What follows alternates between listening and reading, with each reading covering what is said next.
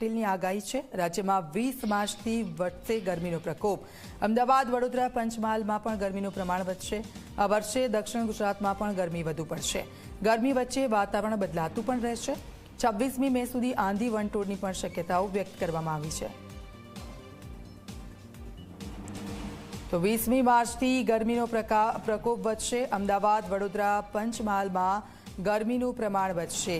તો આ વર્ષે દક્ષિણ ગુજરાતમાં પણ ગરમી વધુ પડશે અને તેની શરૂઆત થઈ ગઈ છે। આપ જુઓ, સતત લોકોને ગરમી લાગી રહી છે। ગરમી વચ્ચે વાતાવરણ પણ બદલાતું રહેશે। તો રાજ્યમાં હવે કાળઝાળ ગરમી પડશે અને તે સહન કરવા માટે અંબાલાલ પટેલની આગાહી છે। मार्च महीना में गर्मी की जे रीते शुरुआत थई छे, सब लोग अंदाज लगावी रह्या छे कि आ वखते गर्मी भूका बोलावशे। आपणी साथे आगाहीकार अंबालाल पटेल उपस्थित छे। एमनी साथे बातचीत करीशुं। एमने पूछीशुं कि गर्मी केवी रहेशे। काका, आप जणावो कि गर्मी केवी रहेवानी छे? आ वखते वेस्टर्न डिस्टर्बन्स नबळा आव्या छे એટલે સૂર્યકાંત વધારે મળી છે। એટલે હમણાં તો તારીખ 15મી માર્ચ પછી ગરમી થોડી ઘટશે અને 20મી તારીખ બાદ આકરી ગરમી પડવાની શરૂઆત થશે। કારણ કે 20મી માર્ચથી સૂર્ય વિષુવવૃત્ત ઉપર આવશે અને સાયન મેષમાં સૂર્ય આવતા સૂર્યની ક્રાંતિ શૂન્ય થશે અને 21મી જૂને આ ક્રાંતિ મહત્તમ થશે। 90 ડિગ્રી ઉપર એની ગતિવિધિ રહેશે। એટલે આ મહત્તમ જે આપણે જે તાપની ગતિ કહીએ જે એ વધારે રહેશે।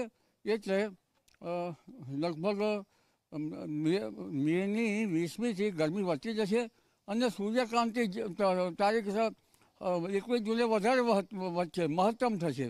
જે મધ્ય ગુજરાતના ભાગો છે ત્યાં આકરી ગરમી પડશે। વડોદરા, અમદાવાદના ભાગમાં આકરી ગરમી પડશે, તેમજ કચ્છના ભાગમાં આકરી ગરમી પડશે। કચ્છના ભાગમાં પવનો વધારે ફૂંકાશે। ત્યારબાદ ઉત્તર ગુજરાતના ભાગોમાં આકરી ગરમી પડશે। બનાસકાંઠાના ભાગમાં આકરી ગરમી પડવાની શક્યતા રહેશે અને લગભગ પંચમહાલના ભાગોમાં ગરમી પડશે। સાબરકાંઠાના ભાગોમાં પણ ગરમી પડશે। વિદર્ભ અને દક્ષિણ ગુજરાતના ભાગોમાં ગરમી પડવાની શક્યતા છે। જૂનાગઢના ભાગોમાં વધુ ગરમી પડશે। અમરેલીના ભાગોમાં વધુ ગરમી પડશે। ગરમીનો આંક જોવા જઈએ તો માર્ચ તારીખ 20 વધેલી ગરમી 12મી લગભગ 20મી એપ્રિલે થોડીક વધુ ગરમી પડશે અને 26મી એપ્રિલે ગરમી મહત્તમ પડશે। પરંતુ એપ્રિલ માસની શરૂઆતમાં પણ હવામાનમાં બદલાવ આવશે। એપ્રિલ માસની શરૂઆતમાં એક પછી એક વેસ્ટર્ન ડિસ્ટર્બન્સ આવી રહ્યા છે। જે વેસ્ટર્ન ડિસ્ટર્બન્સની અસરના કારણે જ્યારે શિફ્ટ પૂર્વ તરફ થતી હોય છે ત્યારે ગરમીમાં થોડીક ઘટાડો થતો હોય છે।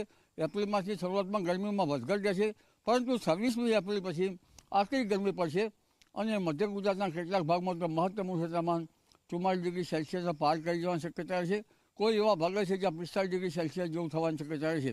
મે માસમાં મહત્તમ તાપમાન લગભગ 47 ડિગ્રી સેલ્સિયસ જેવું થવાની શક્યતા રહેશે। રાજસ્થાનના ભાગમાં 49 ડિગ્રી સેલ્સિયસ જેવું થવાની શક્યતા રહેશે। ઉત્તર ગુજરાતના ભાગોમાં મહત્તમ તાપમાન જે છે એ 45 ડિગ્રી સેલ્સિયસ જેવું થવાની શક્યતા રહેશે। કચ્છના ભાગોમાં, ભુજના ભાગમાં, ગાંધીનગરના ભાગમાં પણ 45 ડિગ્રીને વટાવી જશે। પંચમહાલના ભાગોમાં પણ ગરમી પડશે। જૂનાગઢના ભાગોમાં પણ ગરમી આકરી પડશે અને કોઈ ભાગમાં લગભગ ગરમીનો આંક 46 ડિગ્રી સેલ્સિયસ થઈ જવાની શક્યતા રહેશે।